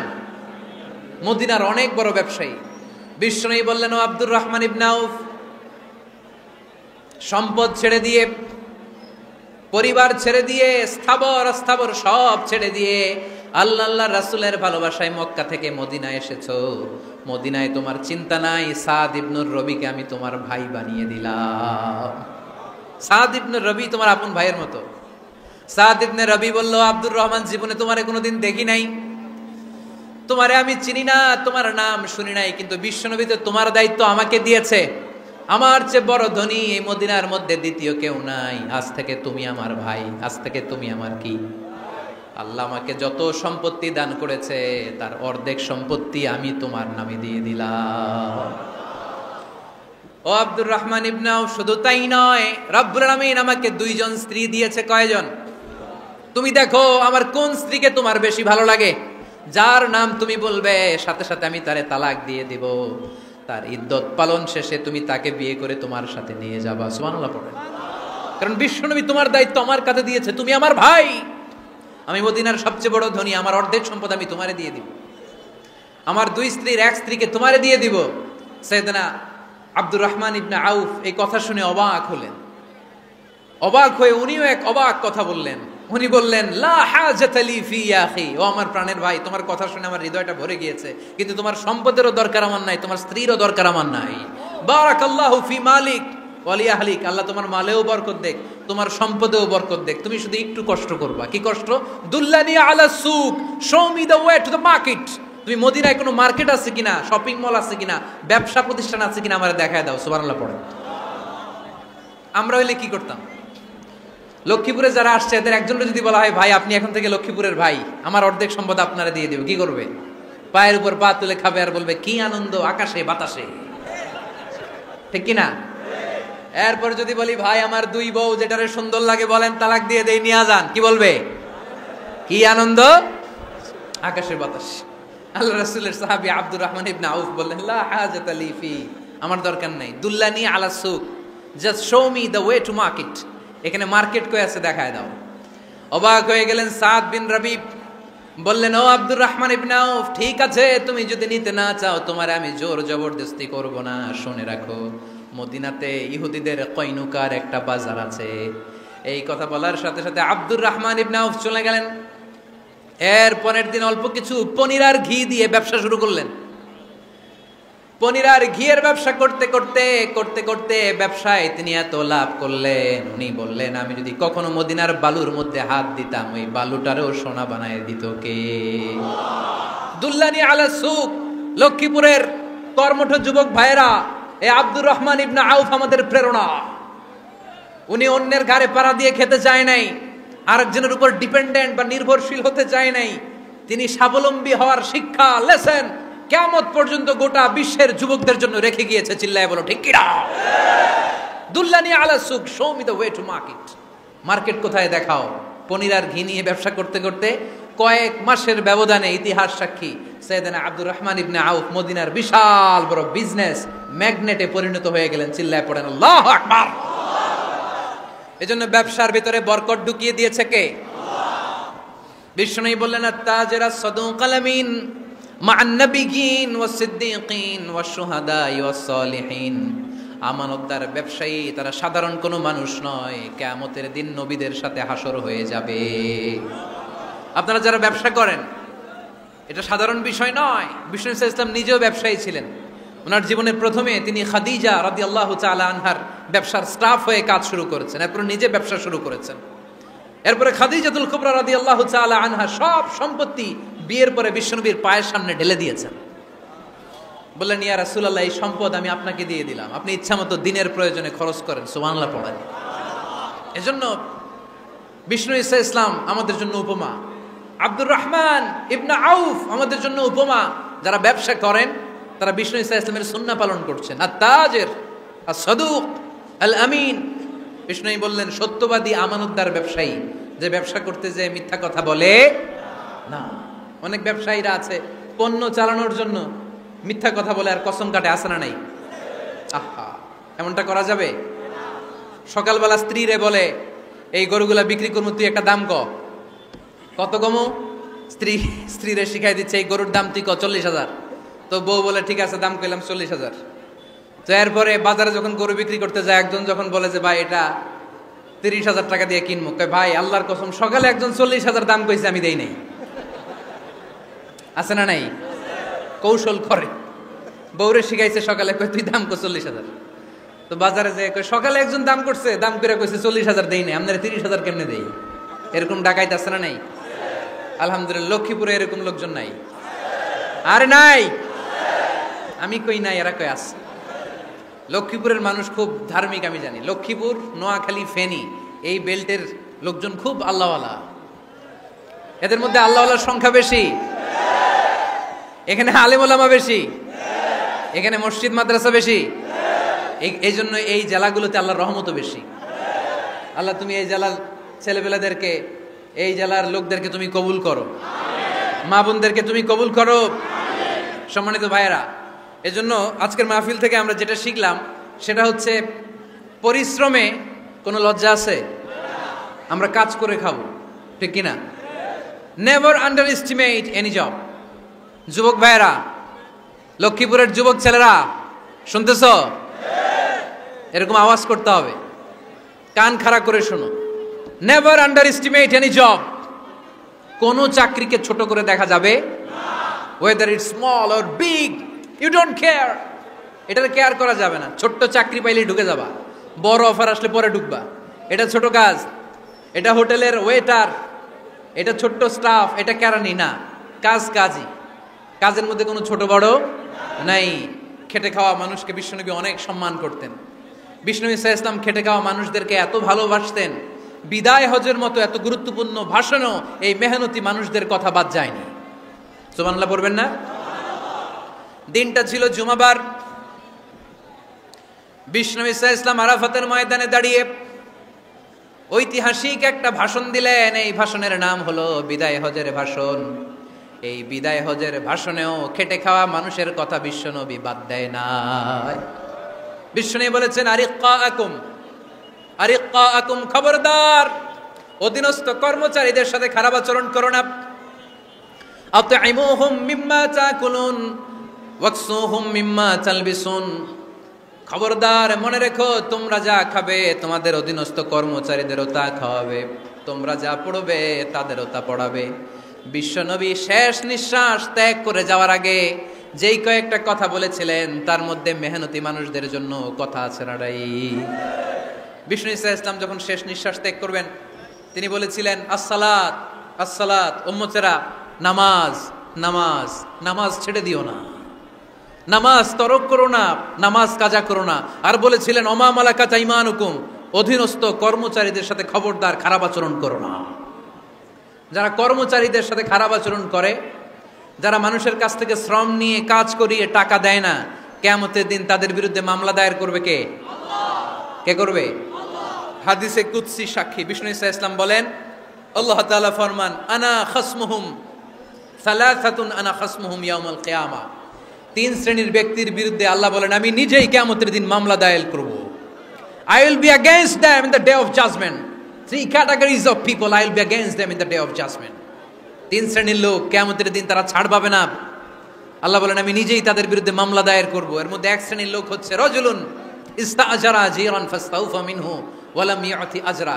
একজন শ্রমিক ভাড়া করে তার কাছ থেকে কাজ নিয়েছে কিন্তু তার পারিশ্রমিক আদায় করে নাই। এরকম আছে না নাই? দাপট দেখায়, দাপট দেখায় ইউনিভার্সিটির ক্যান্টিনগুলোতে। ইউনিভার্সিটির ক্যান্টিনে যে খায় মাগার বিল দেয় না, এরকম ডাকাইত আছে না নাই? চায়ের দোকানে চা খেয়ে পরে দিমু, বিল দেয় না, আছে না নাই? দোকানে যে পণ্য কিনে বিল দেয় না, পরে দিমু, আছে না নাই? কিয়ামতের দিন আল্লাহ তোর এই মাস্তানি ছুটাবে, চিল্লা এখন ঠিক কিনা? আনা খাসমুহুম, আমি নিজেই তাদের বিরুদ্ধে মামলা দায়ের করব। কথাটা কার?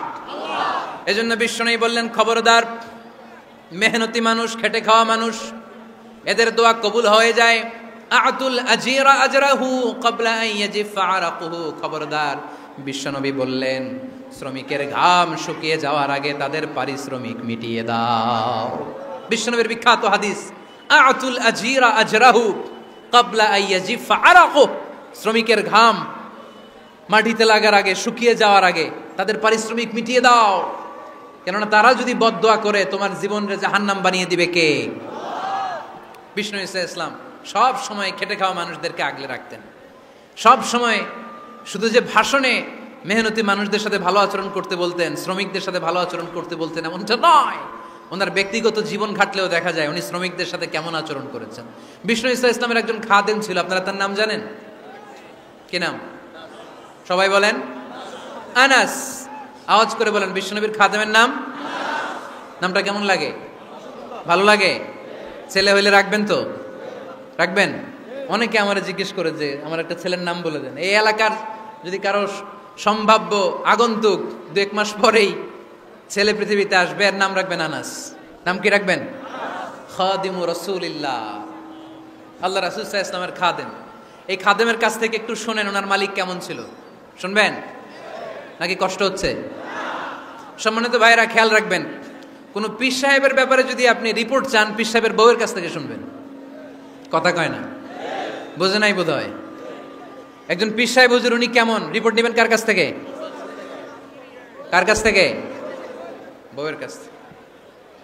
একজন বড় সাহেব, বড় নেতা, তার ব্যাপারে যদি রিপোর্ট পেতে চান, আমি কয়েকটা জায়গা বলে দিই, এই জায়গাগুলো থেকে রিপোর্ট নেবেন। 1 নাম্বার তার ড্রাইভার, 1 নাম্বার। 2 নাম্বার তার বাড়ির দারোয়ান, 2 নাম্বার। 3 নাম্বার তার খাদেম, 3 নাম্বার। 4 নাম্বার তার ঘরের কাজের মেয়ে, 4 নাম্বার। এদের কাছ থেকে আসল রিপোর্ট পাওয়া যায়, ঠিক কিনা? এবার বিশ্বনবীর ব্যাপারে বিশ্বনবীর খাদেম কি বলে শুনবেন? বুঝে নাই বোধহয়। বিশ্বনবীর ব্যাপারে বিশ্বনবীর খাদেম কি কমেন্টস করছে শুনতে চান? খাদেমের নাম আরো জোরে বলতে হবে, আনাস রাদিয়াল্লাহু তাআলা। আনাস রাদিয়াল্লাহু তাআলা আনহু বলেন, বিশ্বনবী যখন মক্কা থেকে মদিনায় হিজরত করে আসলেন, মদিনার অলিতে গলিতে আনন্দের বন্যা বয়ে গেল। তলা আল বাদরু আলাইনা বলে সবাই বিশ্বনবীকে বরণ করে নিল, সবাই বিশ্বনবীর সাথে দেখা করতে আসলো। সবাই যখন আনসারী নারী পুরুষরা দেখা করতে যায়, আমার আম্মাও বলল, আনাস মক্কা থেকে বিশ্বনবী এসেছে, চলো তোমারে নিয়ে দেখা করতে যাই। আনাসের মা আনাস রাদিয়াল্লাহু তাআলা আনহু তখন খুব ছোট্ট, তিনি যে দেখে মানুষের ভিড়ে আনাসকে নিয়ে সামনে যাওয়া যায় না। আর তিনি দেখলেন মদিনার অলিতে গলিতে মানুষের ভিড়, আনসারি, আবাল বৃদ্ধ বনিতা, নারী পুরুষ সবাই বিশ্বনবীর সাথে দেখা করছে। আর যারাই দেখা করছে হাতে কোনো না কোনো হাদিয়া নিয়ে বিশ্বনবীর সাথে দেখা করতেছে। সুবহানাল্লাহ কইবেন না? আনসারি যত সাহাবারা বিশ্বনবীর সাথে দেখা করতে এসেছে কি নিয়ে আসছে? কথা কয় না? তাহাদাও তাহাব্বু, হাদিয়া দাও, একে অপরকে হাদিয়া দাও। তোমাদের মধ্যে ভালোবাসার বন্ধনকে বাড়িয়ে দিবে কে? আনাসের মা বললেন, আমি মানুষ ধাক্কাতে ধাক্কাতে বিশ্বনবীর সামনে পর্যন্ত গেলাম, যে দেখি সবাই বিশ্বনবীরে হাদিয়া দেয়। আমি বিশ্বনবীর সামনে যে কাঁদো কাঁদো স্বরে বললাম, ইয়া রাসূলুল্লাহ, ইয়া হাবিবাল্লাহ, লাম ইউবকি রাজুলুন ওয়ালা ইমরাআতুন মিনাল আনসার ইল্লা ক্বাদ আতহাফাকা বিতুহফা। ও নবী, আমি দেখতে পেয়েছি আনসারী এমন কোন নারী নাই, এমন কোন পুরুষ নাই যে আপনাকে আপনার হাতে কোনো না কোনো হাদিয়া দেয় নাই। ওয়া ইন্নী লা আকদিরু আলা যালিকা মা উতহিফুকা বি। কিন্তু ইয়া রাসূলুল্লাহ, ইয়া হাবিবাল্লাহ, আমার কাছে তো কোনো টাকা নাই, আমার কাছে কোনো পয়সা নাই, আমার ঘরে এমন কোনো জিনিস নাই যেই জিনিসটা আমি আপনারে হাদিয়া দেব, ইল্লা ইবনি হাদা, আমার এই নাড়ছেড়া ধন কলিজার টুকরা সন্তান আনাস ছাড়া। ও আখিরি জামানার পয়গম্বর, আমি আমার কলিজার টুকরা আনাসকে আপনারে হাদিয়া দিয়ে দিলাম। ইয়া রাসূলুল্লাহ, মদিনার আনসারী এমন কোন নারী পুরুষ কেউ তো বাকি নাই যে আপনাকে হাদিয়া দেয় নাই, সবাই তো হাদিয়া দিল, কিন্তু আমি তো হাদিয়া দেওয়ার মতো আমার কাছে কিছু নাই। আপনারা কি হাদিস থেকে নেয়া এই গল্পটা বুঝতে পেরেছেন? কথাটা শুনতেছিলেন? আনাস রাদিয়াল্লাহু তাআলা আনহুর মা বললেন, ইয়া রাসূলুল্লাহ, আনসারী এমন কোন নারী নাই, এমন কোন পুরুষ নাই যে আপনারা হাদিয়া দেয় নাই, কিন্তু আমার তো হাদিয়া দেওয়ার মতো কিছু নাই আমার এই কলিজার টুকরা আনাস ছাড়া। কি আর আমি করব, আমার কলিজার টুকরা আনাসকে আমি আপনার দরবারে হাদিয়া দিয়ে দিলাম। ইয়া রাসূলুল্লাহ, আমার ছেলেটারই আপনারা হাদিয়া দিলাম। খুদ হাদা ইয়াখদুমু কামা বাদালাক, আপনার যেই কাজ লাগবে, যেই খেদমতের প্রয়োজন আপনার এই খেদমত করবে। ও নবী, আমি জানি আনাস আপনার বেশি খেদমত করতে পারবে না, আনাস আপনার মেসওয়াক এনে দিবে, অজুর পানি এনে দিবে, জুব্বা লাগলে জুব্বাটা এনে দিবে, ছোটখাটো কাজ করে আপনারে সাহায্য করবে। আমার কলিজার টুকরা সন্তানকে চিরকালের জন্য আমি আপনারে হাদিয়া দিয়ে দিলাম। আনাস রাদিয়াল্লাহু তাআলা আনহু বর্ণনা করছেন, আমি দাঁড়িয়ে দাঁড়িয়ে শুনছি আমার আম্মা বলছে আমি নাকি বিশ্বনবীর জন্য হাদিয়া। সুবহানাল্লাহ পড়েন। এবার খেদমত শুরু করলো সাইয়েদনা আনাস। ছোট্ট মানুষ কি আর করবে, কতটুকু খেদমত আর করতে পারবে? বিশ্বনবীর মেসওয়াকটা এনে দেয়। সুবহানাল্লাহ পড়েন। বিশ্বনবীর আতরের শিশিটা এনে দেয়, বিশ্বনবীর জাইতুনের তেলের বোতলটা আগিয়ে দেয়, বিশ্বনবীর জামাটা প্রয়োজনে বিশ্বনবীর হাতে এনে দেয়। সাইয়েদনা আনাস বলেন, আমি 1 বছর নয়, 2 বছর নয়, 5 বছর নয়, 7 বছর নয়, 10 বছর বিশ্বনবীর খেদমত করেছি। ফামা দারাবানি, 10 বছরে একদিনও তিনি আমারে মারে নাই। সুবহানাল্লাহ।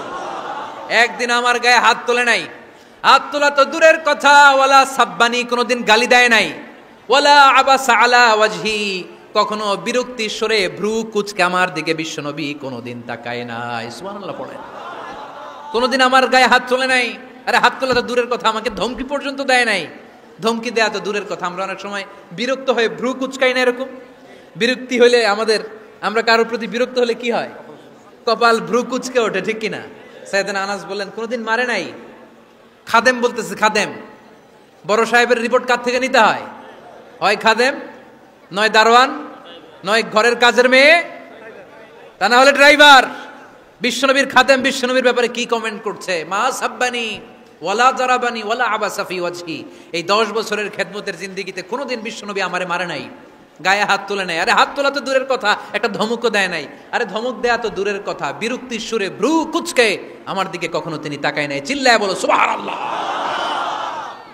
আর আজকে মাইক পেলে মানবতা, মানবাধিকারের কর্মী কি সুন্দর কথা বলে, উইমেন রাইটস এর কথা বলে, শিশু শ্রম নিয়ে কথা বলে, আর বাড়িতে কাজের মেয়ের গায়ের মধ্যে খুন্তি, গরম খুন্তি পিঠের মধ্যে লাগিয়ে পিঠ ঝলসিয়ে দেয়। এরকম আছে না নাই?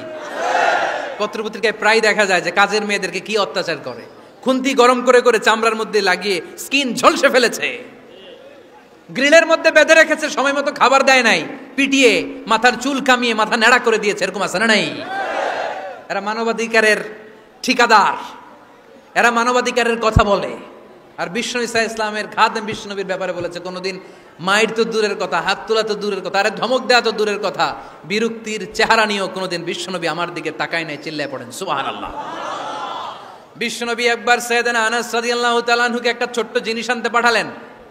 সাইয়েদনা আনাস রাদিয়াল্লাহু তাআলা আনহু জিনিসটা আনতে যে মদিনার অলিতে গলিতে বাচ্চাদের খেলা দেখে জিনিস আনতে ভুলে খেলায় দাঁড়িয়ে গেলেন। ছোট মানুষ, ছোট্ট একটা বাচ্চা যদি আমার সাথে নেই, সে কি আমার প্রয়োজন বুঝবে? আমার সেন্টিমেন্ট যেরকম বাচ্চা কি ওটা টের পাবে? ছোট্ট আনাসকে বললেন আমার জুব্বা নিয়ে আসো। বিষ্ণু ইসা ইসলাম শাম দেশের জুব্বা পড়তো, বলতেন জুব্বা নিয়ে এসো। জুব্বা আনতে যখন বেরোলেন আনাস রাদিয়াল্লাহু তাআলা আনহু, দেখলেন মদিনার অলিতে গলিতে বাচ্চারা কুতকুত খেলে। কি খেলে? আপনারা খেলেন? তো এই খেলা দেখে আনাস রাদিয়াল্লাহু তাআলা আনহু ভুলে গেলেন যে বিশ্বনবীর জামা আনতে হবে। উনি ভুলে যে উনিও দাঁড়িয়ে খেলা দেখতে শুরু করলেন। এখন ঘন্টার পর ঘন্টা যায়, আনাসও আসে না, জামাও আসে না। বিশ্বনবী ভাবলেন হায় রে, আনাস মনে হয় ভুলে গিয়েছে, কি আর করা, যাই নিজের জামা নিজেই নিয়ে আসি। বিশ্বনবী বের হলেন জামা আনতে, বের হয়েই দেখে মদিনার গলিতে বাচ্চারা খেলতেছে, ওইদিকে আনাস রাদিয়াল্লাহু আনহু দাঁড়ানো। বিষ্ণু ইসলাম কিছু বললেন না, যে উনিও আনাস রাদিয়াল্লাহু তাআলা আনহুর পাশে দাঁড়িয়ে খেলা দেখতে আরম্ভ করলেন। সুবহানাল্লাহ পড়বেন না? সাইয়েদনা আনাস খেলা দেখতে দেখতে দেখতে দেখতে দেখতে দেখতে হঠাৎ বিশ্বনবীর দিকে চোখ পড়ে গেছে। বিশ্বনবীর চোখের দিকে যখন সাইয়েদনা আনাস রাদিয়াল্লাহু তাআলা আনহুর চোখ পড়ে গেছে, সাইয়েদনা আনাস বলে আমার কলিজাটা এখান থেকে এই দিকে চলে আসছে ভয়ে। কিসে? ভয়ে। উনি বললেন আমার গলা শুকিয়ে যেতে আরম্ভ করলো, কাঁপতে লাগলাম। হায় হায়, এখন আমার মনে পড়ছে বিশ্বনবীর জামা আনতে পাঠাইছিল, ভুলে গেছে খেলার আবেশে পড়ে। উনি বললেন বিশ্বনবী আমারে ধমক দেন নাই, আমার গায়ে হাত তোলেন নাই, জামা আনতে পাঠাইছি এখানে খেলা দেখতেছো এটাও বলেন নাই, বিরক্তিও প্রকাশ করেন নাই। বিশ্বনবী শুধু একটা হাসি দিয়েছেন, স্মাইল। কি দিয়েছেন? একটা মুচকি হাসি দিয়েছেন। কি হাসি? সাইয়েদনা আনাস বলে ওই যে ওই দিনের বিশ্বনবীর মুচকি হাসির শাসন মরার আগের দিন পর্যন্ত আমি আনাসকে সোজা রাস্তায় রেখেছি, আর ডানে বায়ে নেয় নাই। শাসন করতে জানলে লাঠি লাগে না, শাসন করতে জানলে ধমক লাগে না, শাসন করতে জানলে পিট্টি দেয়া লাগে না। মুচকি হাসি দিয়েও শাসন করা যায় কি যায় না? সাইয়েদনা আনাস বললেন কোনোদিন মারে নাই, কোনোদিন ধমক দেয় নাই, সব সময় আমাকে আদর করেছে। চিল্লায় পড়েন সুবহানাল্লাহ। এজন্য সব সময় বিষ্ণু ইসা ইসলাম শ্রমিকদেরকে ভালোবাসতেন। শ্রমে কোনো লজ্জা নাই, লজ্জা হচ্ছে অলসতায়। আজ থেকে এই মাহফিল, এই এত বড় আয়োজন, এত বড় গ্যাদারিং তখনই সার্থক হবে যখন আমরা এই সিদ্ধান্তে আসতে পারবো যে আমরা অলস সময় কাটাবো না, আমরা আমাদের এই সময়গুলোকে প্রোডাক্টিভ ওয়েতে কাজে লাগাবো, কোনো না কোনো কাজের সাথে জড়িত হব। Never underestimate any job, whether it's big or small, বড় হোক বা ছোট হোক, কোনো কাজকে আমরা ছোট করে দেখব না। যে কোনো কাজ করো না ভাই, যে কোনো কাজ করো তা যেন হয় সবার চেয়ে সবচেয়ে সুন্দর। আমাদের অবসর সময়গুলোকে কাজে লাগানোর দরকার আছে না নাই? আমরা নিজেদেরকে কর্মঠ করে, কর্মজীবী হিসেবে, শ্রমজীবী হিসেবে নিজেদেরকে প্রতিষ্ঠিত করতে চাই। রাজি আছো মুসলমান? লক্ষ্মীপুরের যুবক ছেলেরা আওয়াজ করে বলো পারা যাবে? লজ্জা কিসে? লজ্জা কিসে? অনেকে টাঙ্কি মারে, এদিক সেদিক ঘুরে, আর বলে আমার আব্বা চেয়ারম্যান। আরে তোর আব্বা চেয়ারম্যান, তুই কি? কয় আমার আব্বা MP, member of the parliament. আরে তোর বাবা এমপি, এটা তো তার গৌরব, তোর কি আছে সেটা বল। এজন্য নিজের পায়ে দাঁড়াবো। অলসতার সাথে আমাদের কোনো সম্পর্ক। আজকের এই মাহফিল থেকে আমরা অলসতা, অকর্মণ্যতাকে নো বলে দিলাম। অলসতাকে আমরা কি বললাম? আরো জোরে বলতে হবে, অলসতাকে কি বলবো? আর সব সময় কর্মঠ থাকবো, এনার্জেটিক থাকবো, নিজের পায়ে দাঁড়াবো, আইডিয়া জেনারেট করব, এন্টারপ্রেনার হওয়ার চেষ্টা করব, নতুন নতুন উদ্যোক্তা হওয়ার মাধ্যমে আমরা আমাদের নিজেদের ভাগ্য পরিবর্তনের চেষ্টা করব। কারণ আল্লাহ বলেছেন ইন্নাল্লাহা লা ইউগাইয়িরু মা বিকাউমিন হাত্তা ইউগাইয়িরু মা বিআনফুসিহিম। আল্লাহ তাআলা ততক্ষণ পর্যন্ত কোনো জাতির ভাগ্যের চাকার পরিবর্তন করে না যতক্ষণ পর্যন্ত ওই জাতি নিজে নিজের ভাগ্যের চাকার পরিবর্তন করতে না চায়। চিল্লা এখন ঠিক কিনা? লাকাদ খালাকনাল ইনসানা ফি কাবাদ, আমি মানব জাতিকে কষ্ট সহিষ্ণু আর কর্ম সহিষ্ণু করে তৈরি করেছি। স্রষ্টা আমাদেরকে সৃষ্টি করে এক সংগ্রামে ঠেলে দিয়েছে। এখানে সংগ্রাম না করলে বেঁচে থাকা যায়? আমাদের সংগ্রামটা শুরু হয়েছে যখন আমরা মায়ের পেট থেকে বেরিয়েছি, ঠিক কিনা? একটা বাবার স্পার্মের মধ্যে 2 কোটি যদি শুক্রাণু না থাকে, সেখান থেকে সন্তান হয় না।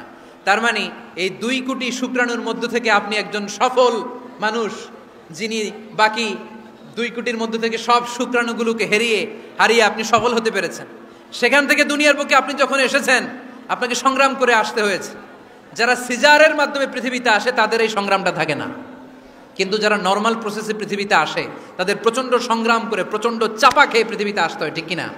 কারণ আমাদের সাইজ ছিল অনেক বড়, আমাদের মায়ের যে অঙ্গটা দিয়ে আমরা পৃথিবীতে আসব ওই জায়গাটা ছিল খুবই সরু। আমাকে সংগ্রাম করে, আমাকে যুদ্ধ করে, আমার নিজের অস্তিত্বের প্রমাণ দিয়ে চিৎকার মেরে এই পৃথিবীতে আসতে হয়েছে। চিল্লায় বলো ঠিক কিনা? এজন্য এই পৃথিবীর বুকে আমরা যতদিন থাকবো সংগ্রাম করে বাঁচতে হবে, ঠিক কিনা? পরিশ্রমে লজ্জা আছে? লজ্জা কিসে? মনে থাকবে লক্ষ্মীপুরের ছেলেরা, যে আয়াত দিয়ে শুরু করেছি সে আয়াত দিয়ে শেষ করছি। যখন সালাতের সময় হয় মসজিদে যাব, আর সালাত যখন শেষ হয় তখন মসজিদের বাইরে আমরা কাজে নেমে পড়বো। রাজি আছি তো?